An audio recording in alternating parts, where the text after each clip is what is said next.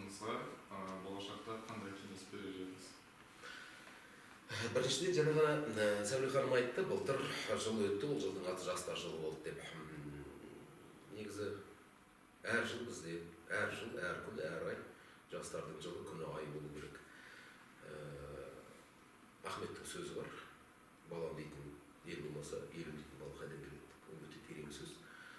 Сол сөзді біз қағида ұстап, өзімізге ұран ұстап, үлкендер жағы, 30-дан асқандардың түгелі солай жүру керек, меніңше. Ол бір. Екіншіден, кейінгі жылдар осы мына библиотекалардың белсенділік танытып, осындай кездесу өткізіп, библиотекаға адам келсін деп, сол үшін біраз активити жасап жатқандардың түгеліне қатты қуанамын. Өйткені жалпы негізі библиотека деген ол не? Білім ордасы ғой. Библиотекада жүріп кез келген жоғарғы оқу білімін өз жерде дипломсыз ақ алып алуға болады. Рэй Брэдбери деген бір Американың атақты бір жазушысы бар. Фантаст, атақты еді, аты әйгілі. 18 жасында дейді, мектебімді бітіріп ауылда неге қалаға көштім дейді. Колледжға түскім келді дейді, оған ақшам жетпеді дейді. Енді ғасырдың басындағы, 20-шы ғасырдың басындағы Америка бар, өмір қиын. Сосын дейді, жұмысқа тұрдым дейді, тіршілік үшін, бірақ күнде библиотекаға бардым дейді. 27 жасында, санап қойыңдар, 9 жылда өтті, 27 жасында сол библиотекадан бір тиын ақша төлемей білімді адам болып шықты. Сол жерде білім болып шықты. Рэй Брэдберидің айтқан сөз. Оған сенбесек, онда кімге сенеміз? Ол мықты классик, ол өте көп кітап жазған. Дүниеде аты шыққан. Сол кеңес, сол оқу деген библиотекар апай, сен туған әпкең болу керек. Мамаң болу. Мектепте библиотекалар бар. Осындай библиотекалар, облыстық, қалалық дегендей. Осы Қарағанды ішінде өте көп библиотека бар. Солардың ішінде жүріп біз үйренсек, сөйтіп оқысақ. Сол кезде жақсы адам боламыз. Біз жақсы адам болсақ, жалпы қоғамның түгелі түзеледі, керемет қоғам болып, сапалы мемлекет боламыз. Беретін кеңес осы. Негізгі өмірлік мотивацияңызды қай кітаптан алыңыз? Бір кітап деп айта алмаймын. Мені жаңа бизнес семинар деп өтіп отыр, тренинг өткізем деп айта алмаймын, тренермін деп. Семинар деп айтуға болады, мен барып өткізген кездесулерімді, сөйлеген сөздерімді. Өзімнің жаңағы бизнес тарихымды айтып беремін. И сол кезде айтқан кезде ылғида кітап деген сөз қосылып кетіпті менде. Сосын кейбір кісілер сұрайды, кітап туралы көп айтады екенсіз, қандай кітапқа рекомендация бересіз дегендей. Мен сол кезде кітап туралы былай айтамын. Бірінші кітабым мектептен тыс программаны әлі күнге дейін есімдемін. Осында басшы жасында 2-ші сыныптамын. Библиотекадан алынған кітап мектептің ауылда. Бауыржан Момышұлының кітабы «Я помню их» аты. Москва түбіндегі шайқас туралы. Балаларға ықшамдалып жазылған жаңағы кітап, кішкентай әңгімелер әлі күнге дейін есімде. Ана кітаптың түсі де, түрі де, дизайны да, иісі де түгел есімде. Бірінші кітабым сол болды. Одан кейін кетті әрі қарай. И бүгінгі таңға дейін міне 41 жыл болыпты. Содан кейін бір күнімде кітапсыз өткен жоқ деп айтамын. Бір күн. Мотивация беретін кітап, біріншіден дәл сол кітап мотивация береді. Өйткені ана жерде әсіресе ер балаға 8 жаста болса да ол не көріледі, не көрсетеді, ол жерде ерлік деген, отан үшін жаныңды пида қылу дегендей сондай құндылықтар көрсетіледі. Бір.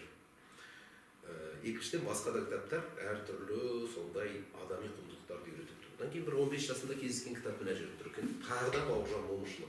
Өзі жазған емес, Бауыржан туралы, Александр Бек деген. Бізге жаңағы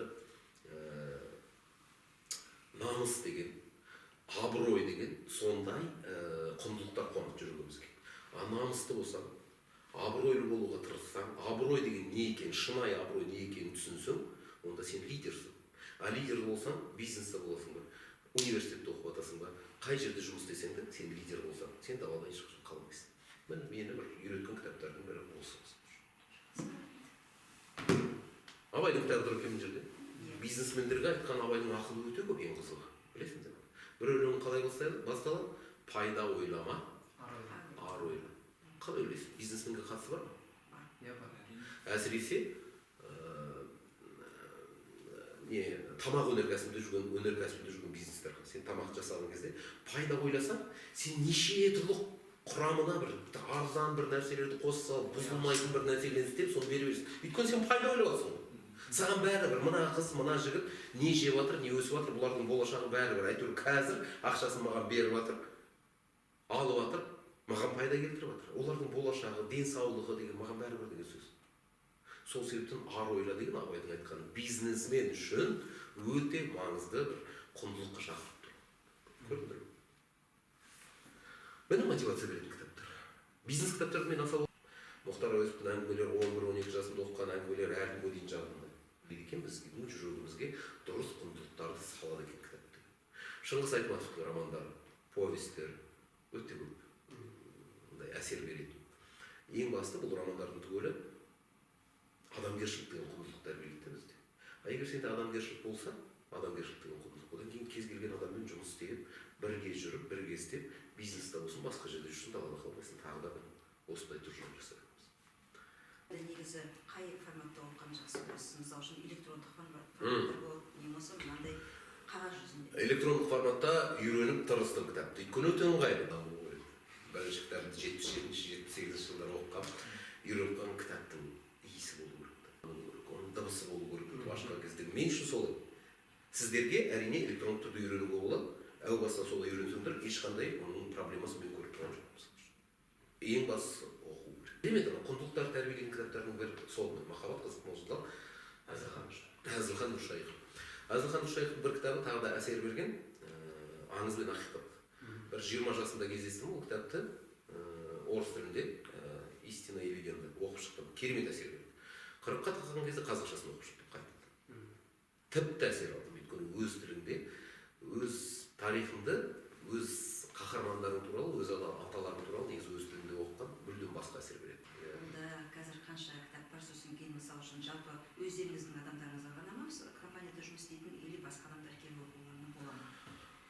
Қанша кітап онда бар екен мен сізге айта алмаймын. Компанияда негізі библиотека бар, 2 фирма бар, екеуінде де библиотека бар. Біріншіден кітаптар бір-бірімен ауысып. Екіншіден үйден кітап әкеліп атамын жерге, сосын әкетіп атамын. Үшіншіден кітап барып, кейбір мектептерге апарып атамын, мысалы үшін балаларға. 50 кітап. Бір мектепте жатыр, 70-80 кітап. Тағы бір мектепте жатыр. Олар оқиды тізіммен, түгелмен. Сосын 2 мектептің арасына ауыстырамыз, қайтадан компанияға алып келеміз сөйтіп атады. Сол себептен салынып айта алмаймын да. Бірақ жалпы мындай қағида бар да, оқу керек. 30-да болсаң да, 40-та болсаң да, компанияда директор болып отырсаң да, әрдайым кітап оқу керек. Журнал оқимыз, кітап оқимыз, біз міндетті түрде сол туралы сөйлесіп отырамыз. Компанияда жеке меншік былай қарағанда фирма кітап оқу деген бізде